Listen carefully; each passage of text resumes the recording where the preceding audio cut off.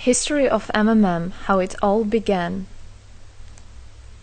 Starting up of MMM, in 1989, Moscow Executive Committee in Leninsky district registered MMM as a cooperative society. It is in Russia. A few words about the leader. The MMM Cooperative Society was founded by Sergei Mavrodi and was one of the leading computer equipment distributors in Russia. Sergei Mavrodi, having a degree in maths, worked as a programmer and took part in the development of the first operating systems.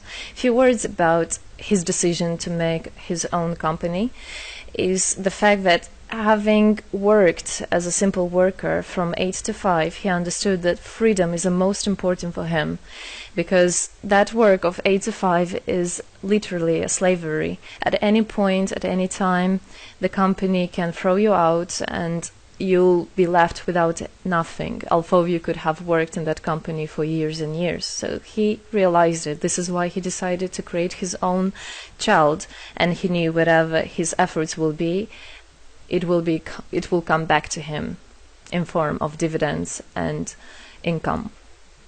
Free of charge travel campaign.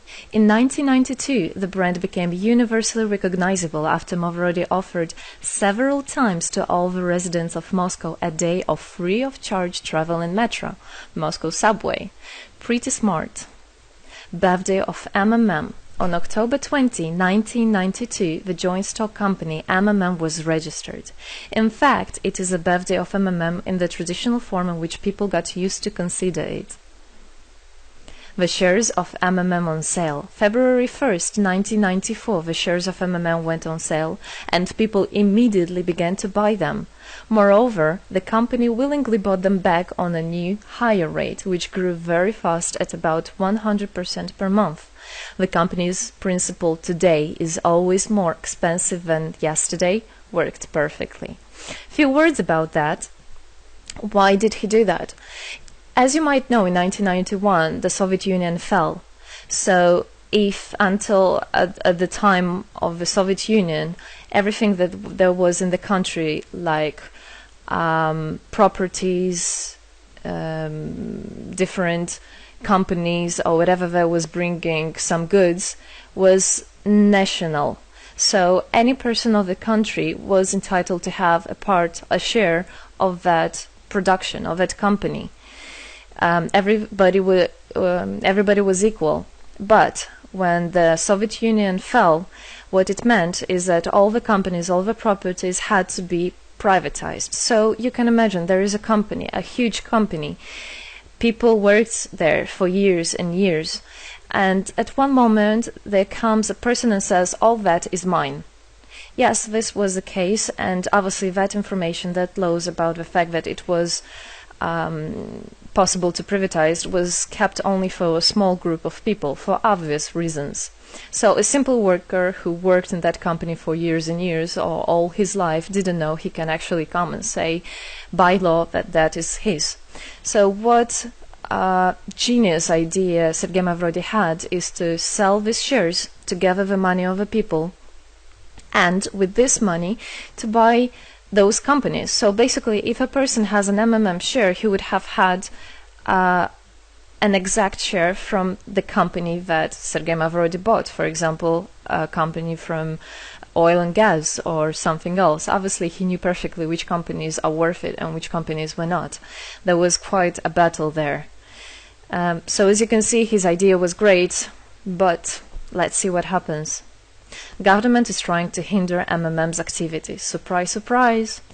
Planned by the Russian government, MMM 94 was intentionally collapsed. It began when tax inspectors accompanied by OMON officers passed through the crowd of depositors and went inside the central office of the company to give a notice about the planned tax inspection. Right.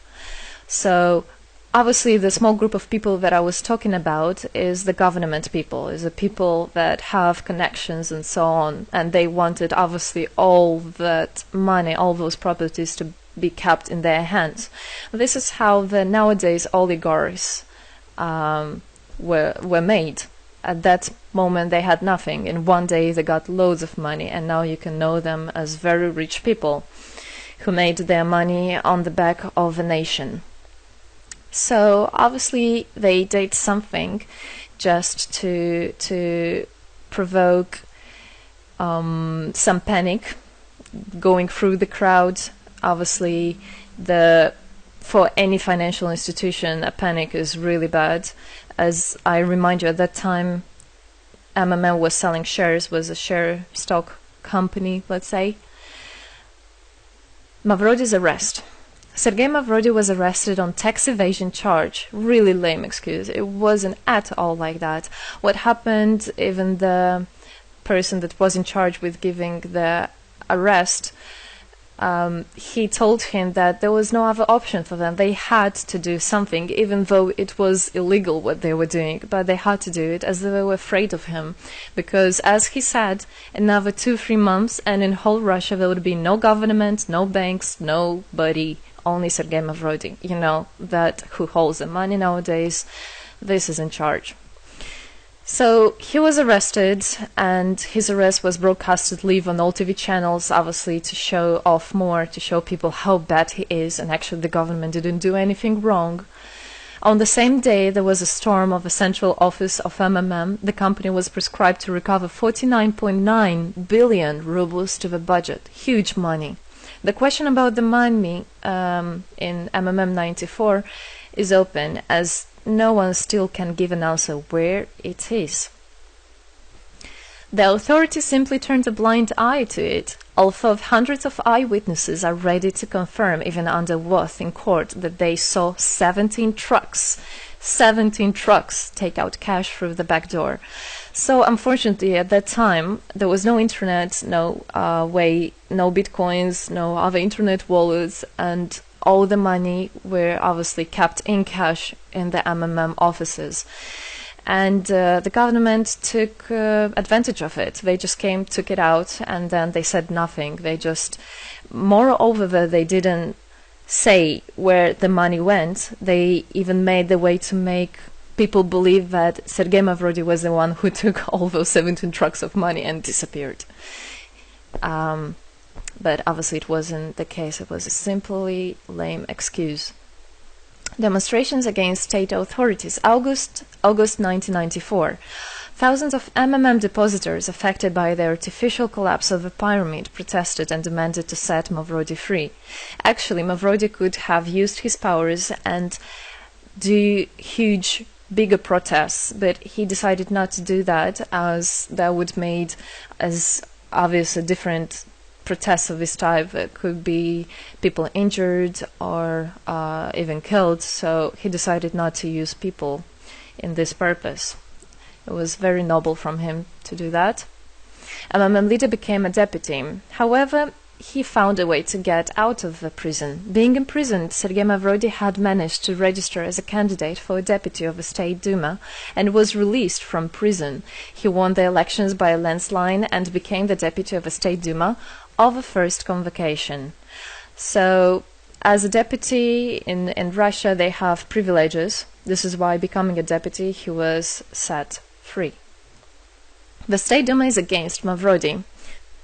Surprise, surprise! The State Duma deputies deprived Sergei Mavrody of his deputy plenary powers due to his permanent absence at the Duma's meetings. That incident was the only one in New Russia's history. Sergei Mavrody wasn't interested at all in politics. It's not he hates politics, as he said it many times. So he became a deputy only for the reason to get out of a prison. That's it. He wasn't interested to go to their meetings, as he himself considered as well the people there as being quite silly and not worthy to spend time with. But this was another lame excuse for them to deprive him by saying that he is absent. A candidate for presidency.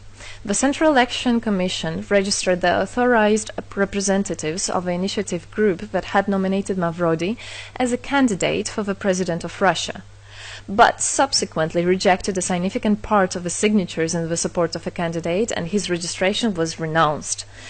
So, for obvious reasons, they did that again. They weren't interested into having a fair president, a fair leader on top of their head. Revival of MMM, January 2011. Sergei Mavrody renounced launching a new launching a new project of MMM 2011. Together we change the world. Previously, there were simply no analogs of similar systems in the world. The film about MMM, the launch of a project fell in the same time interval with the release of Russian film about MMM Pyramid, the plot of which is based on the eponymous book in which the history of MMM is disclosed by Sergei Mavrodi. So he wrote a book, and there is a movie which I highly recommend you to watch. You can find it online on YouTube. MMM is building a new, fair financial order. June 2012, the activity of MMM made a lot of banks collapse and a huge outflow of funds from deposit accounts happened. The system numbered more than 35 million members at the time. For obvious reasons, the fight against the system started. It suffered the same fate as MMM 94, eventually collapsed. So what happened? A lot of banks, as I already said, had a huge outflow, and another minus of the system of that time was that it wasn't really quite a community, because the money was still kept by the managers in MMM. So it wasn't the same idea as it is now, comparing it now, where people exchange money between themselves. You don't need to put it in a central account. At that time, there were central accounts, and it was again used by the banks. They simply blocked those accounts that they identified as being of MMM and took all the money away, and that's it. There were no other discussion about that. Again, huge loss of money. People lost a lot of money. Sergei Mavrodi didn't get all of them. It was again the banks that took the advantage of it. MMM 2012 is just the beginning. I'll be back.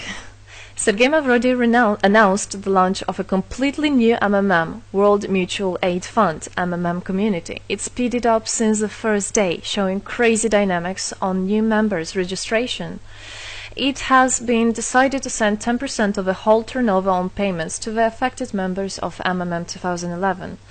So again, another genius idea. In order not to make central accounts, in order not to gather the money somewhere, now the money are spread directly between participant itself. You can just check in your account online whom you should transfer the money to. So MMM now is connecting all the people between themselves in exchange, so they can exchange the money and get benefits of it. It's amazing and it's crazy, but it is true. MMM is growing. Some short facts. 2012, MMM started its development in India. It had great, huge developments. 2012-2013, following India, MMM Bangladesh was launched as well. 2013, MMM Indonesia was launched. 2014, MMM Hong Kong. And it's not the end. MMM Global, 2014. MMM Global started up in the spring 2014. It is a voluntary network, a community of millions and millions of people from more than 100 countries worldwide. So there is already MMM settled in Argentina, Brazil, Philippines, Hong Kong and other, and all the rest of people in the world from all the countries of the world are able to participate as well. So they rebelled against the financial slavery and combined their money for this purpose. So how it is possible? MMM, the Republic of Bitcoin. Bitcoin is another genius idea to set the world free. For MMM Global participants' convenience, there were some 20 ideas on funds transfers implemented. From now on, all the countries where you can buy and sell Bitcoins can be registered in a branch of Free People of the Republic of Bitcoin. Thus, there is no barriers to develop MMM in small countries due to their restrictions on the international bank transfers. Banks. This is not something that we would want to use, as the banks can anytime put restriction on an account or even block an account and take all the money. Yes, the banks can do that. Read better your contract. So, Bitcoins is really genius idea to do that. Join MMM Global, join our community, set the world free. Don't hesitate, don't even think of going back, just go always forward. We are writing the history right here and right now. We are not going to be any more slaves working from 8 to 5, having pennies for that. We want to hold our own money and to get the benefits of it. I don't want a bank to use my money for their own purposes. I want us people, free people, to use our money, to exchange the money when it is needed, and to help each other. This is really a great idea. And join us, write the history here today with us, and together we will indeed change the world.